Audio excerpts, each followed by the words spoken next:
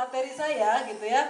Tadi saya ingin menekankan beberapa hal yang sudah disampaikan oleh Ibu Bidan dari berbagai alat kontrasepsi yang sudah disampaikan gitu ya. Itu saya waktu punya anak pertama itu saya baca semua beragam alat kontrasepsi, kemudian dilihat misalnya manfaat dan efek sampingnya, kemudian pilihan saya jatuh ke IUD.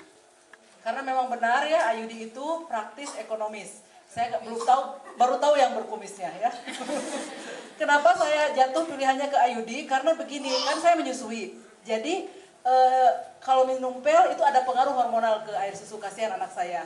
Demikian juga suntik, katanya tidak head sampai 3 bulan dan sebagainya. Jadi yang paling aman, yang non hormonal dan itu jangka waktunya lama gitu ya, itu IUD. Jadi saya pilih IUD yang 8 tahun. Ya, jadi setelah itu dicopot, makanya jarak antara anak saya yang pertama dengan anak yang kedua itu 9 tahun. Karena kan saya pakai yang 8 tahun. Ya, kemudian jadi anak saya sekarang sudah 18 tahun. Kemudian anak kedua hampir 9 tahun, jadi jaraknya 9 tahun. Kemudian jadi sekarang anak saya hampir 9 tahun, saya udah 44 tahun. Udah nggak sehat lagi untuk bereproduksi ya. Jadi saya pakai sekali lagi karena katanya masa subur perempuan itu bisa sampai 52 tahun. Jadi udah sekali lagi. Jadi total general 3 IUD. Tapi alhamdulillah aman-aman. Dulu waktu pasang pertama ada sedikit perdarahan. Kalau misalnya saya berdiri lama cuci piring, kan cuci piring sambil berdiri agak lama itu kadang-kadang ada perdarahan. Tapi sekarang saya pindahkan cuci piringnya ke suami. Jadi alhamdulillah saya gitu ya. Jadi harus bisa memindahkan. Yang berbahaya buat kita kasih aja sama suami. Oke. Kita mulai. Ya, cuci piring bukan kodrat perempuan kan? Oke, lanjut. Ini sebetulnya nanti di quick survey ini sebetulnya nanti akan digali lebih dalam di fokus group discussion setelah makan siang. Tapi saya cuma ingin tahu saja, angkat tangan yang belum menikah di sini. Yang belum menikah, oke. Ada cuma 3 orang. Oke, jadi yang lainnya sudah menikah, ya kan? Oke. Sekarang angkat tangan yang baru menikah 1 kali saja. Baru menikah 1 kali saja. Oke. Yang 2 kali, yang sudah 2 kali menikahnya. 2, 3, 4, 5, 6 orang. Yang sudah menikah 3 kali. Oke, baru 2 kali saja ya. Oke. Sekarang saya mau tahu angkat tangan yang menikah setelah 20 tahun. Yang menikah setelah 20 tahun. Ya, yang menikah. Jadi waktu usia menikah itu 20, 21, 22, 23, di atas 20 tahun yang menikahnya. Oke. Hanya sekitar 12, 13, 14 orang saja, ya. Jadi selebihnya menikah di bawah 20 tahun. Nah, saya mau usia terendah menikah dari peserta di sini, ada nggak yang menikah 13 tahun? Ada, oke. 12 tahun? 12 tahun ada? Oh enggak. Jadi usia terendah menikah adalah 13 tahun, oke. Yang punya anak 6 ada di sini? 6? Ada 6. 7 ada 7? Oke, jadi 6 paling banyak ini ya, 6 paling banyak anak. Nah, kemudian 5, yang 5 angkat tangan. 5, oke, 5. Oke, ibu usianya berapa? Nggak usia sekarang? 48 punya anak 6. Oke. Yang ibu yang punya anak 5 usianya berapa? 48 sama ya, anaknya 5. Sekarang yang anaknya 5 berarti 2 orang ya, 3 orang. Yang anaknya 4. Oke. Anaknya 3. 2. 1. Oke. Sekarang saya mau quick survey tentang pendidikan. Yang tamat SMA angkat tangan. Banyak, oke. Yang kuliah. Kuliah sampai tingkat berapa teh? Sampai selesai? Sekarang masih Masih kuliah. Oke. Udah berapa semester teh? 3 semester di S1 Pak. Oke, jadi semester 3 teteh yang lagi kuliah semester berapa? Udah beres S1, selesai. Oke, sarjana. Oke, jadi yang SMA lagi, SMA, angkat tangan, SMA. Oke. Sekarang SMP. Tamat SMP. SD. Oke. Tapi tamat ya Bu SD-nya. Oke, jadi kebanyakan SD-nya. Oke, lanjut.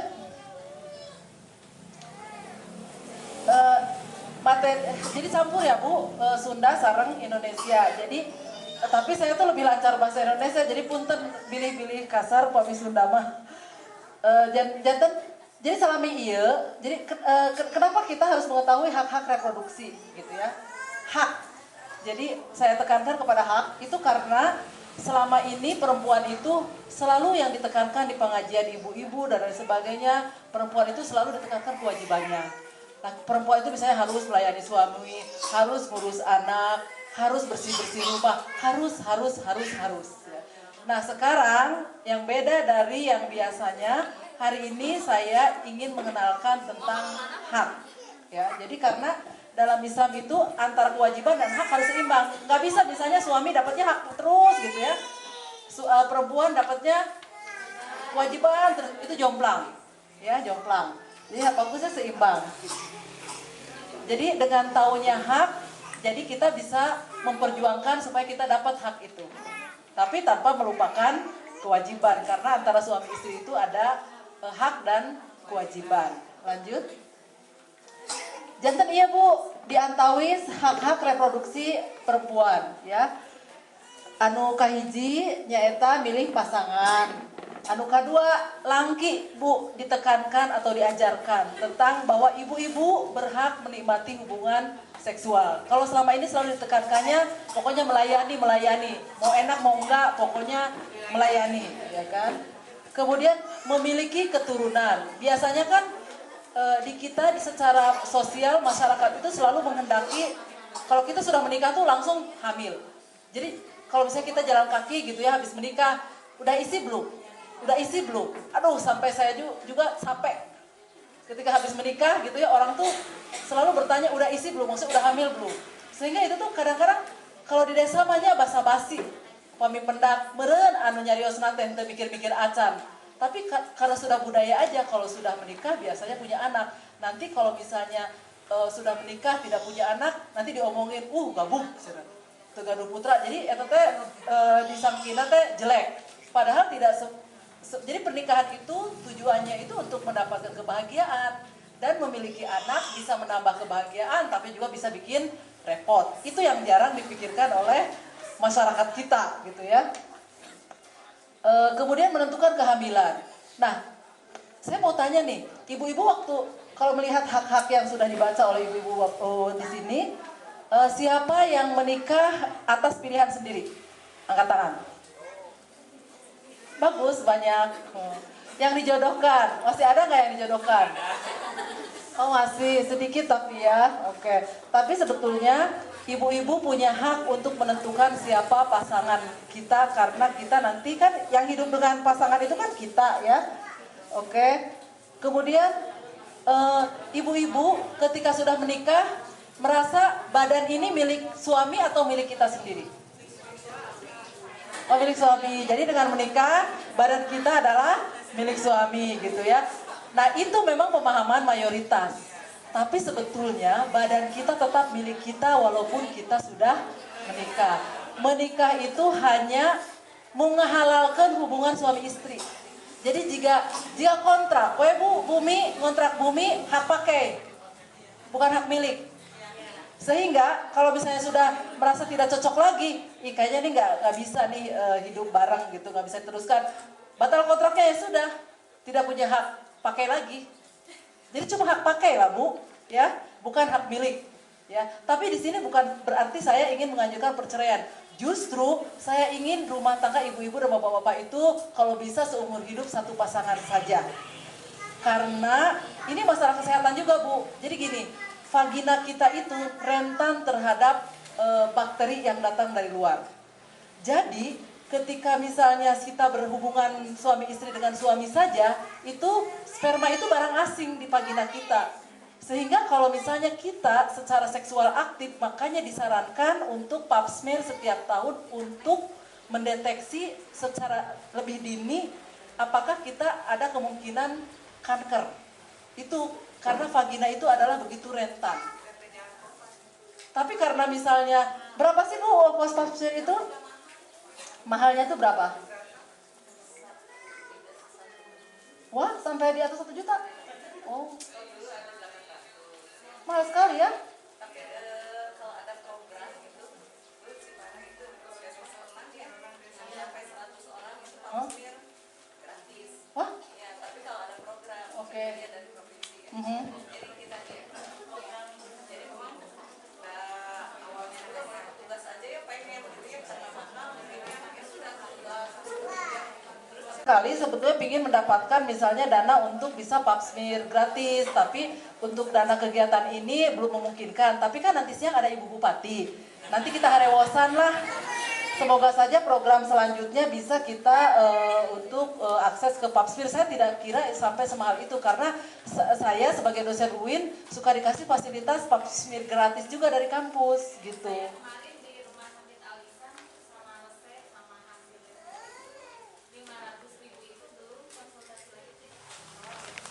Pelihara kebersihan, kalau bisa pasangan cukup 1 orang seumur hidup. Jadi barang asingnya itu tidak tidak terlalu banyak masuk. Kalau 1 pasangan Bu, karena mungkin sudah terbiasa, mungkin ada toleransi, ya.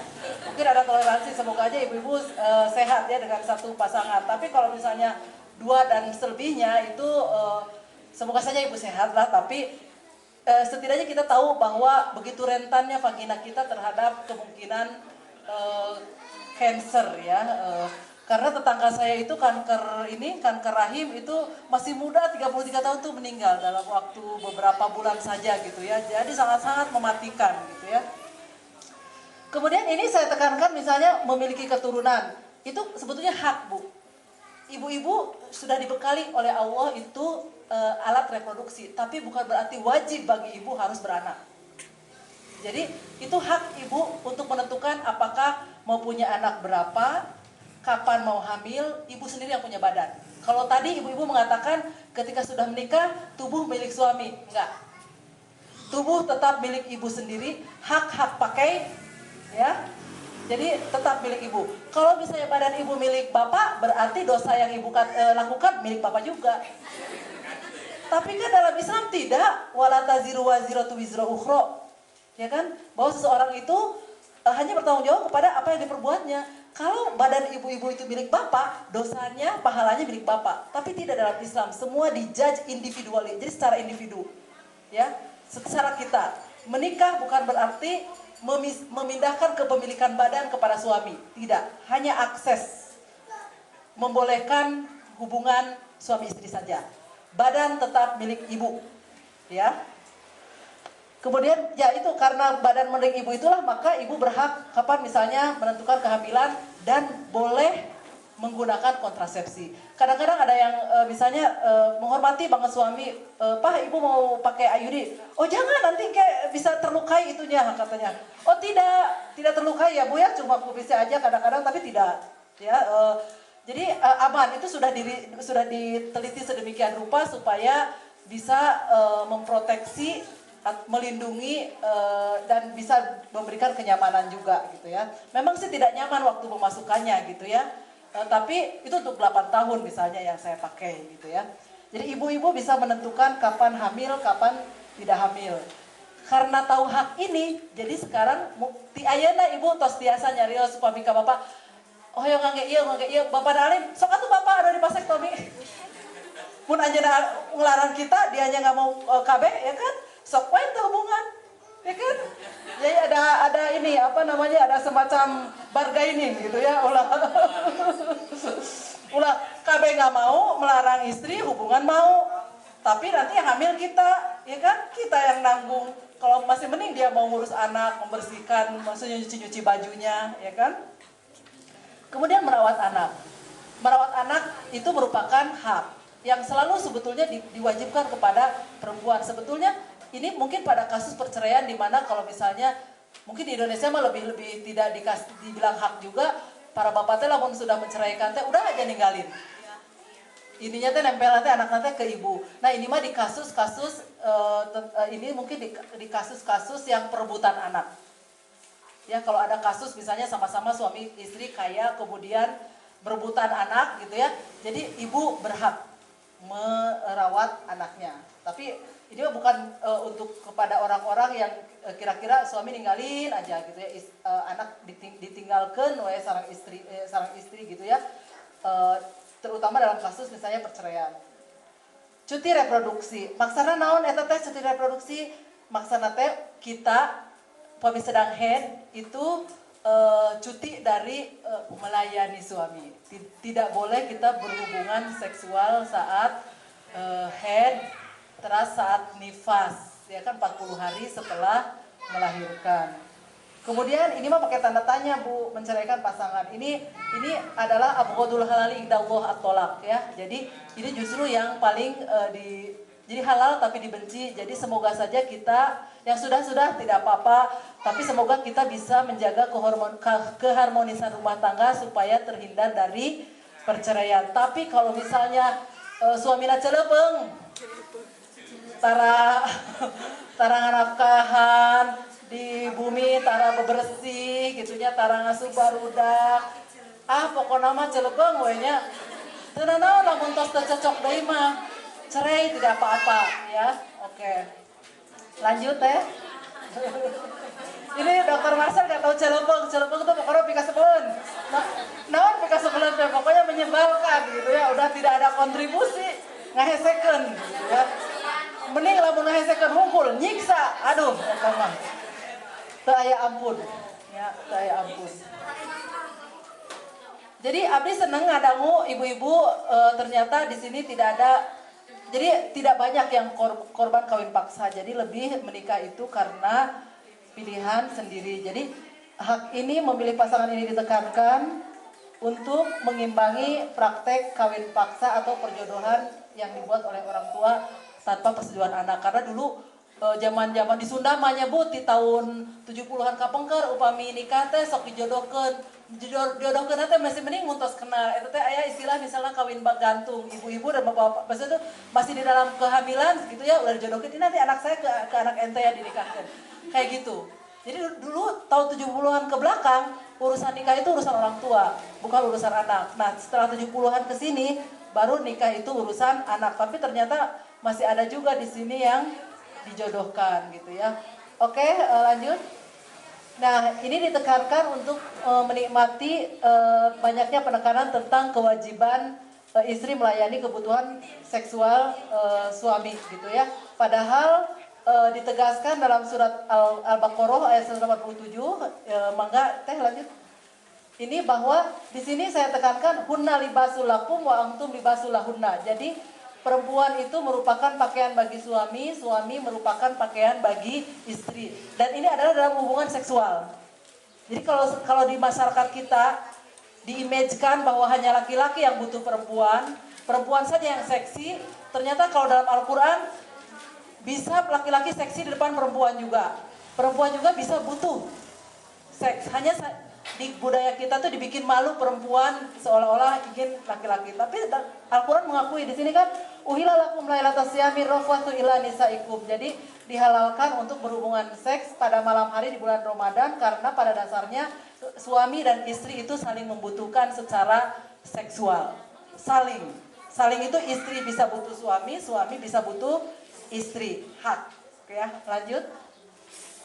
Nah, tapi gini Bu, yang sering nya ku abdi didangukeun gitunya di tingkat desa, di tingkat kota, upami nyarios misalnya seks itu adalah menikmati hubungan seks itu adalah hak.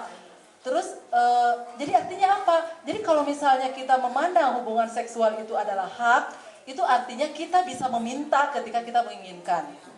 Dan kita bisa menolak secara baik-baik kalau kita tidak menginginkan. Itu kalau kita memandangnya sebagai hak, ya. Nah, tapi kumaha aya hadis ieu teh terkenal pisan. Ya, suka di ibu-ibu pengajian itu nggak boleh nolak suami. Ya, yang kayak gimana sih nolaknya gitu. Nah, ayeuna abdi bade maca hadis ieu tapi ngangge analisa bahasa sarang usul fikih, ya. Saya baca dulu ya ininya hadisnya, langsung kepada matannya saja ya.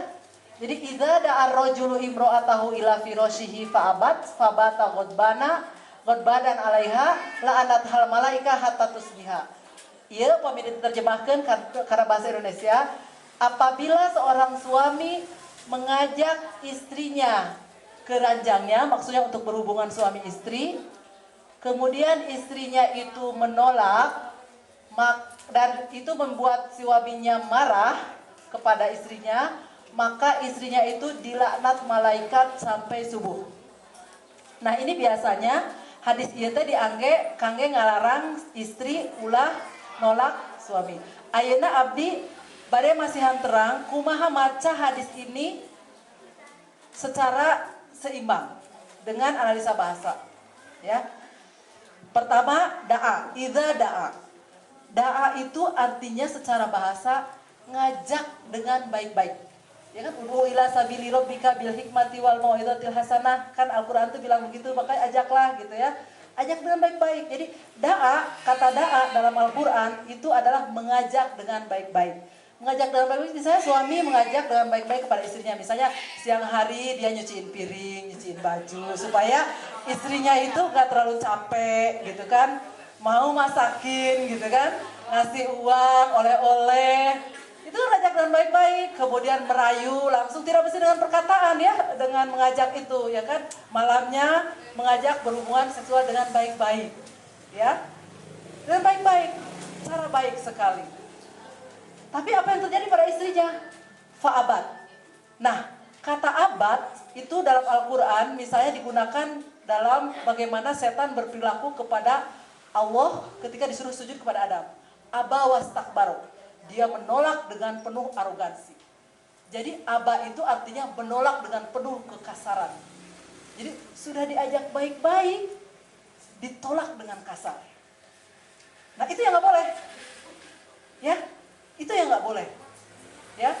Jadi kalau suami mengajak dengan baik-baik kepada istri untuk berhubungan seksual, itu kan walaupun laki-laki, kalau saya kira kalau misalnya mengajak hubungan seksual itu adalah masalah sensitif, ya kan? Mau nggak ya dia, gitu kan? Yang beda lagi kalau suaminya suka maksa, ya kan? Tapi kalau suami yang baik mengajak dengan baik-baik itu istilahnya kalau dalam bahasa Arab khauf warroja, ya kan? Takut ditolak, gitu kan? Ini beneran nolaknya kasar gitu ya, aba gitu kan. Nah, yang seperti itu dilaknat malaikat. Tapi kan malaikat itu kan diciptakan dari nur, dari cahaya. Dan malaikat itu adalah makhluk Allah yang selalu taat dengan perintah dan larangannya. Ya kan? Kayaknya nggak ada bakat deh malaikat ngelaknat gitu ya. Kayaknya malaikat itu kan diciptakan dari nur. Nur itu kan positif gitu ya. Nggak ada lah yang buruk-buruk, gelap-gelap gitu ya. Kayaknya aroma malaikat itu selalu positif gitu ya. Nah, jadi ini dipahami secara kiasan. Kiasannya adalah kalau laknat malaikat itu apa sih?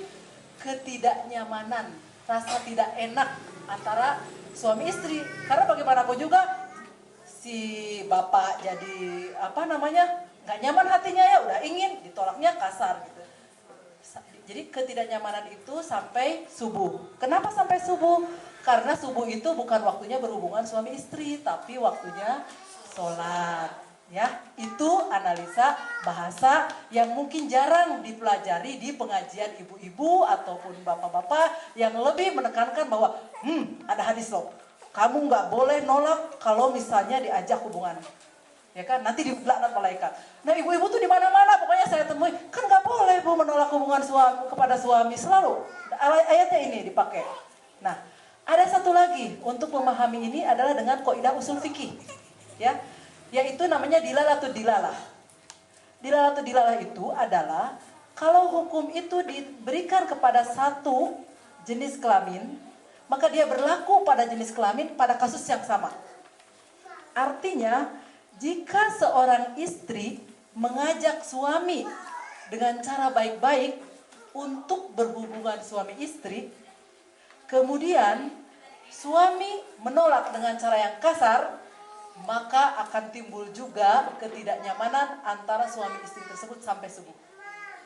Nah, itu adalah perspektif yang berbeda dalam membaca hadis, analisa, bahasa, dan usul fikih, ya, di situ. Jadi, hubungan suami istri itu adalah resiprokal, bukan suami ngajak, kada suami istri. Oke, angkat tangan siapa yang sudah berani ngajak suami berhubungan suami istri? Oh, isinya kewelah di FGD ya. Jadi boleh ya Bu, kalau misalnya ingin ngajak suami mulai dari sekarang, tapi caranya baik-baik, tidak mesti dengan kata-kata, bisa dengan perbuatan ya. Oke.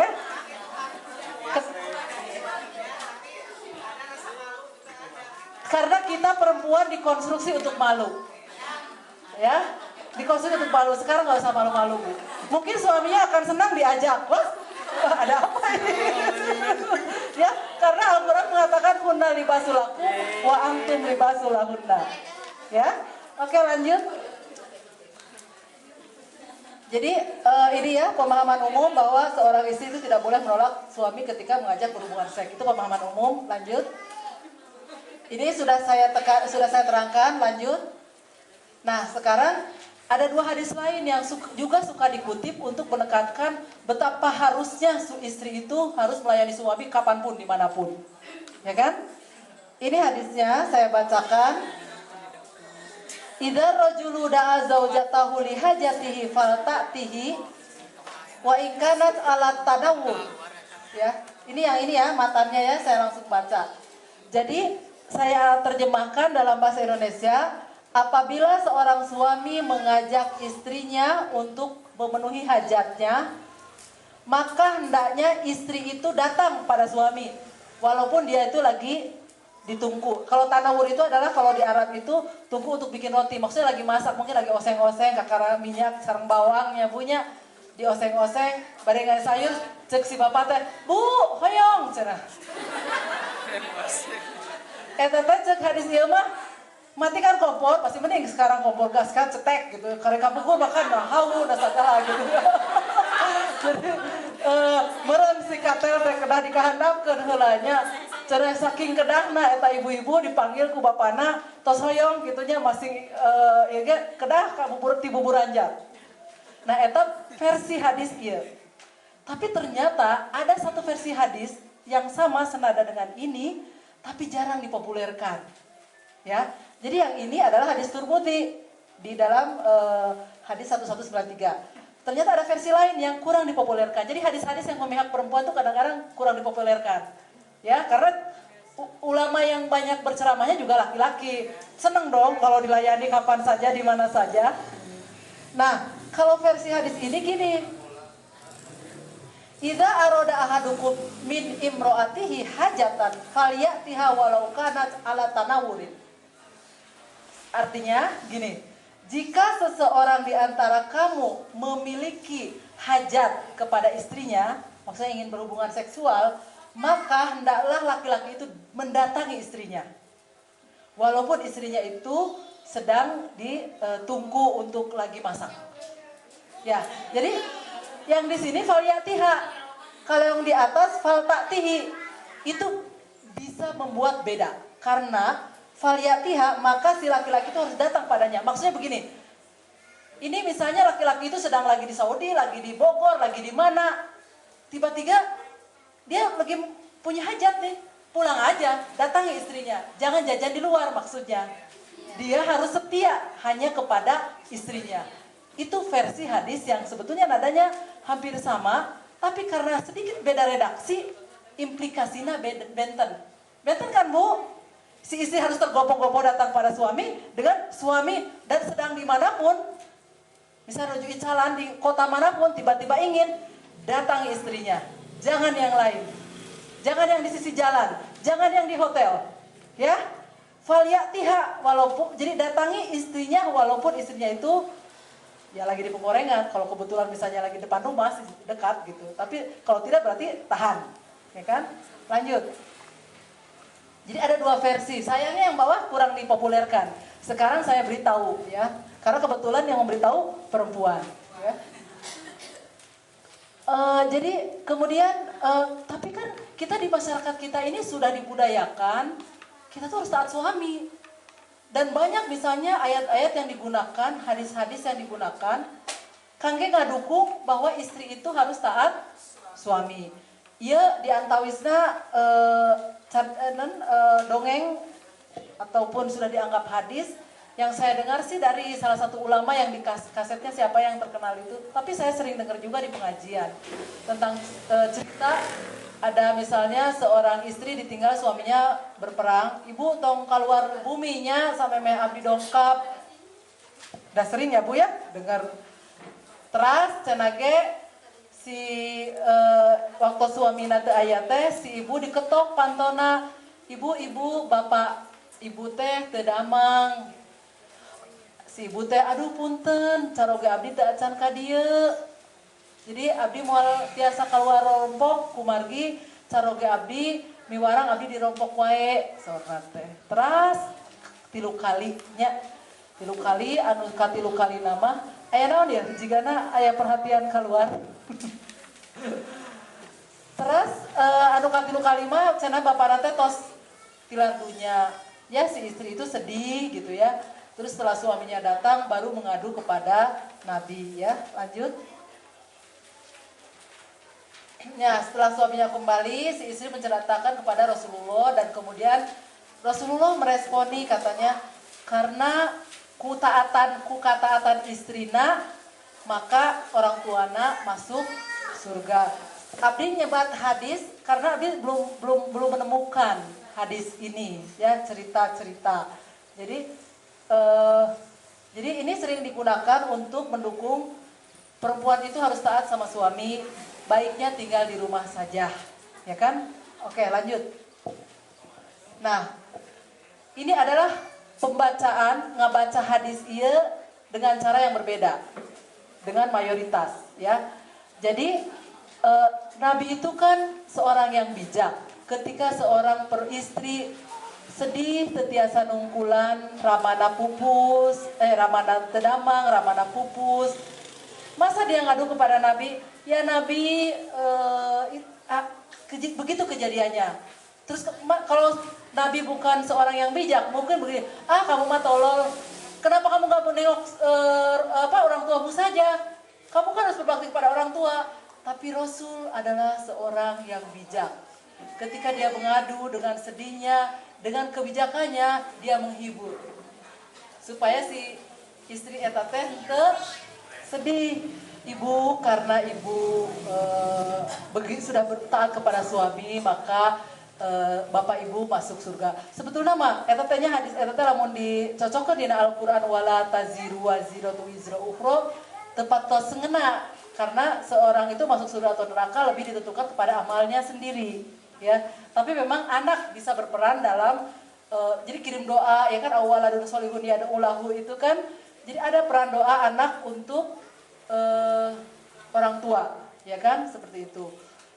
Nah, jadi Rasul juga mungkin kalau si istri itu berkeputusan keluar rumah dan menengok orang tuanya, belum tentu Rasul itu menyalahkan juga sebetulnya. Tapi menurut saya suaminya melarang istrinya untuk keluar rumah, itu menurut saya karena si suami itu sangat sayang kepada istrinya. Situasinya kan sedang perang, ya kan? Kalau bagaimana kalau istrinya itu keluar rumah, kemudian ditangkap oleh musuh, misalnya diperkosa ataupun dibunuh, ya kan? Jadi itu semua demi kebaikan istrinya. Nah, situasi sekarang kan bukan situasi perang. Perempuan keluar rumah dari misalnya hanya beberapa rumah saja dari rumahnya tidak akan ditangkap oleh musuh karena musuhnya nggak ada, ya kan? Jadi konteksnya saat itu adalah sedang perang, sehingga keluar rumah itu berbahaya seperti itu. Jadi tidak bisa itu dijadikan legitimasi kepada ibu-ibu kita untuk tidak keluar rumah untuk bekerja pada saat sekarang di Indonesia yang memang cenderung relatif aman untuk keluar rumah gitu ya. Dulu-dulu kan perempuan nggak boleh keluar rumah karena memang perempuan itu kan jadi penduduk belum banyak, orang kan tinggal di gua-gua, ya kan, rumahnya itu gua. Kalau keluar gua ada harimau. Sekarang ibu-ibu keluar ada harimau tidak? Bertahun-tahun pun ibu keluar ke sana gitu nunggu harimau nggak bakal datang mungkin. Kecuali dekat kebun binatang harimaunya lepas, ya. Oke, lanjut. Saya sudah terangkan, lanjut. Oke. Sebelumnya. Oke.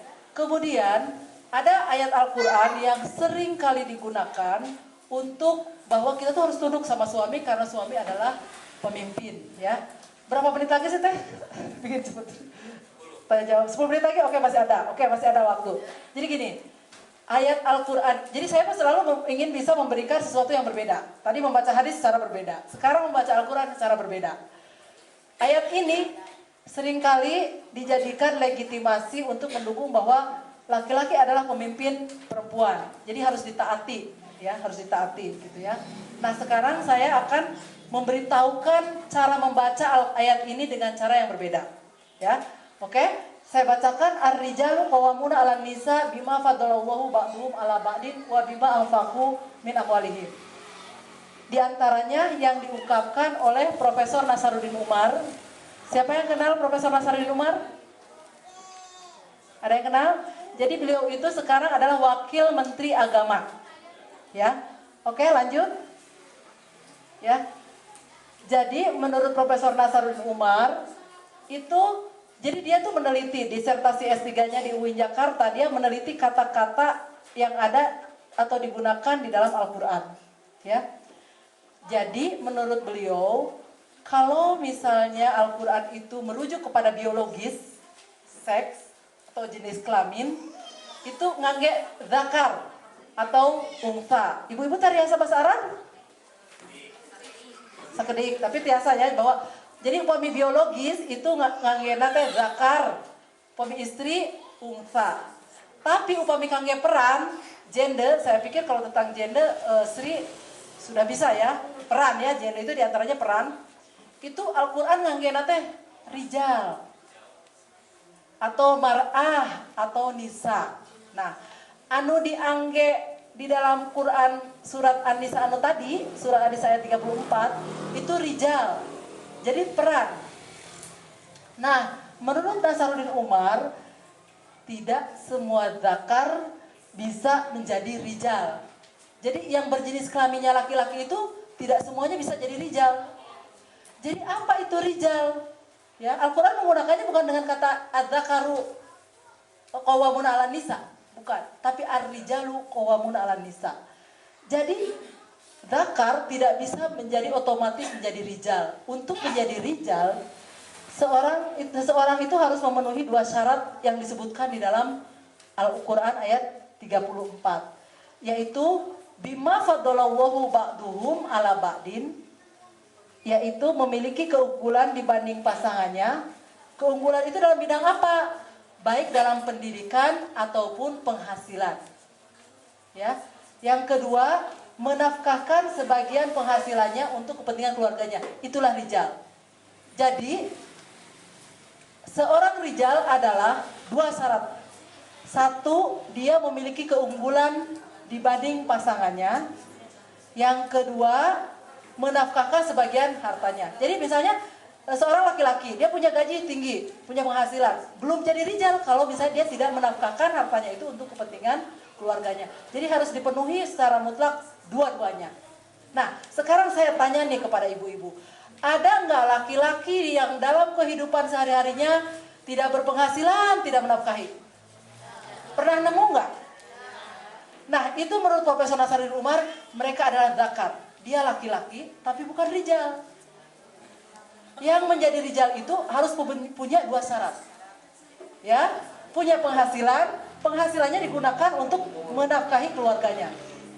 Terus saya tanya nih Bu, ada nggak ibu-ibu yang punya pendidikan, punya penghasilan, penghasilannya teh diangge kangge napakah sehari-hari? Aya teu? Etalah namina rijal. Dia sudah memenuhi 2 syarat itu. Walaupun dia unsa. Ya.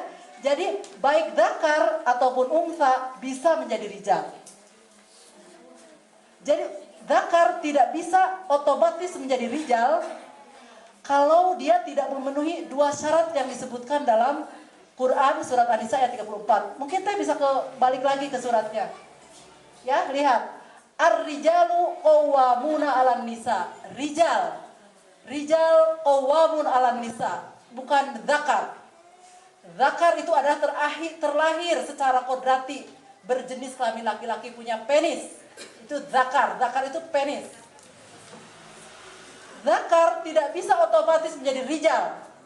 Kriteria menjadi rijal 2 dalam hal hubungan rumah tangga, yaitu punya penghasilan, bisa kasih nafkah. Apapun jenis kelaminnya, baik unsa ataupun zakar, bisa menjadi rijal. Dan secara kenyataan begitu kan Bu?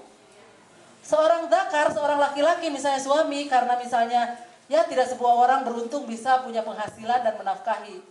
Ya entah karena faktor malas atau ketidakberuntungan, ada suami yang memang tidak mampu untuk menafkahi.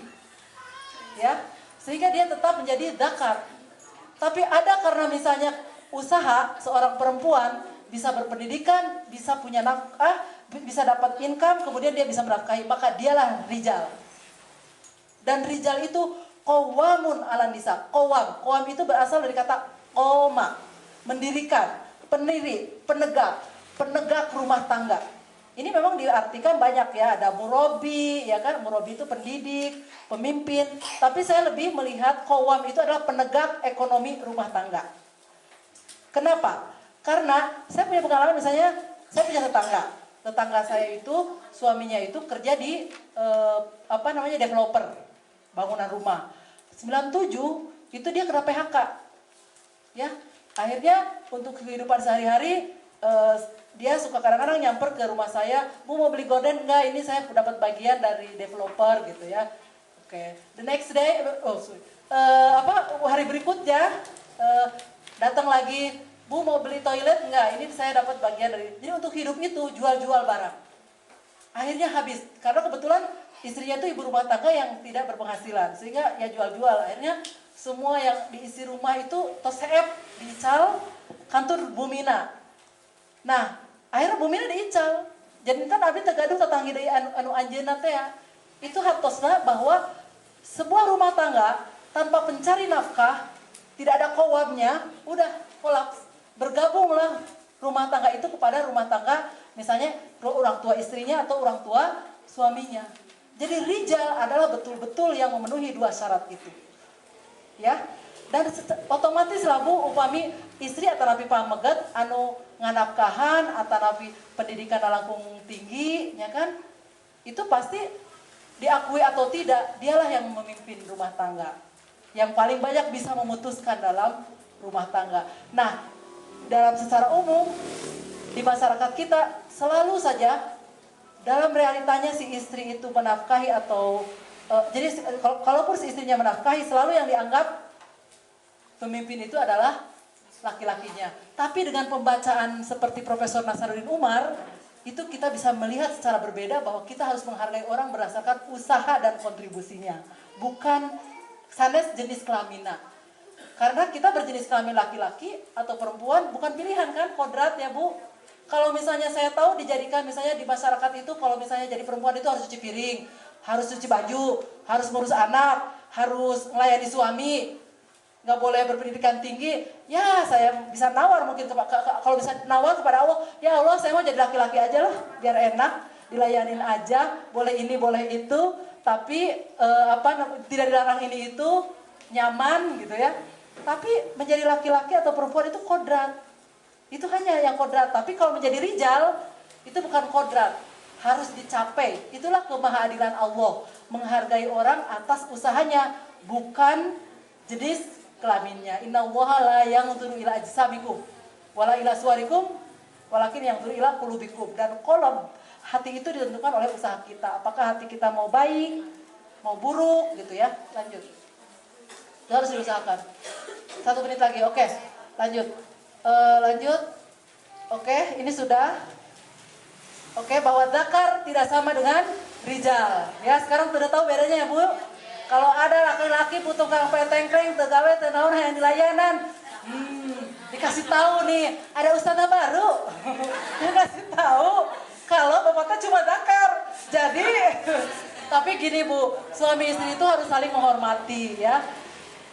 Jangan langsung lagi tengkar ngasih taunya, lagi baik-baik di atas tempat tidur, lagi nyantai. Ini loh Pak, ada ilmu baru gitu ya. Oke. Jadi memang dalam realita mungkin masih banyak yang rijal itu adalah berjenis kelamin laki-laki, tapi tidak semuanya. Jadi seperti gini, sekarang kan banyak profesor. Yang profesor itu memang kebanyakan yang laki-laki, tapi tidak menutup kemungkinan perempuan juga jadi profesor. Lanjut. Oke, ini nggak usah, saya sudah selesai. Ini sih tambahan saja. Kata Ibu Sri, lebih baik kita menggunakan waktunya untuk tanya jawab. Hatur nuhun, punten, bilih ayak kalepatan. Assalamualaikum warahmatullahi wabarakatuh.